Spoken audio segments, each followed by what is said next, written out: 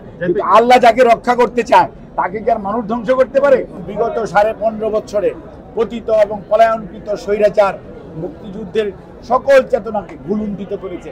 তারা গণতন্ত্রের কথা বলেছে, গণতন্ত্রের ত্রুটি চেপে ধরেছে। তারা মানবাধিকারের কথা বলেছে, মানবাধিকারের চরমতম লঙ্ঘন হয়েছে। বিগত 15.5 বছরে মানুষ গুম হয়েছে, আয়না ঘরে থেকেছে, পাখির মতো মানুষকে বিনা বিচারে গুলি করে হত্যা করা হয়েছে। লক্ষ লক্ষ মানুষকে মিথ্যা গায়েবী মামলা দিয়ে হয়রানি করা হয়েছে। এবং বাংলাদেশের অর্থনীতির কি অবস্থা আজকে দেখেন। দেবপ্রিয় ভট্টাচার্যের যে রিপোর্ট, $16 বিলিয়ন প্রতি বছর তারা বাংলাদেশ থেকে পাচার করেছে। অর্থাৎ বুঝতে পারেন গত 15.5 বছরে কয় লক্ষ কোটি টাকা বাংলাদেশ থেকে পাচার করেছে এই চোরের দল।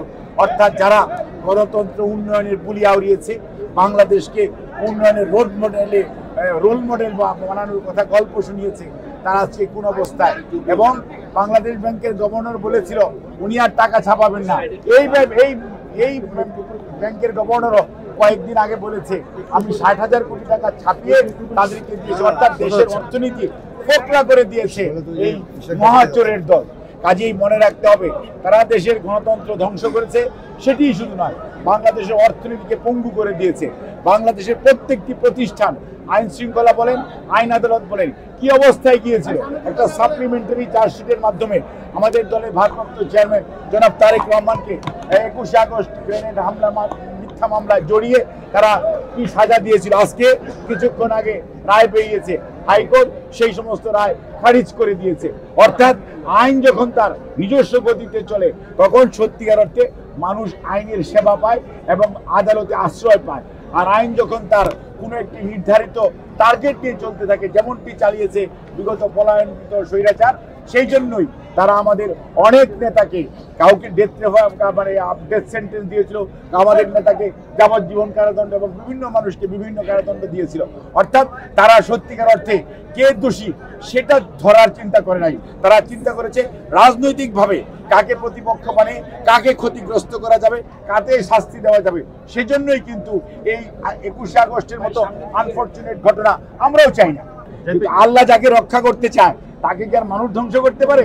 সেটাই হয়েছে আজকে। সেজন্যই আজকে এই মুক্তিযুদ্ধ প্রজন্মের এই প্রতিষ্ঠাবার্ষিকীর দিনে আমরা শপথ নিতে চাই।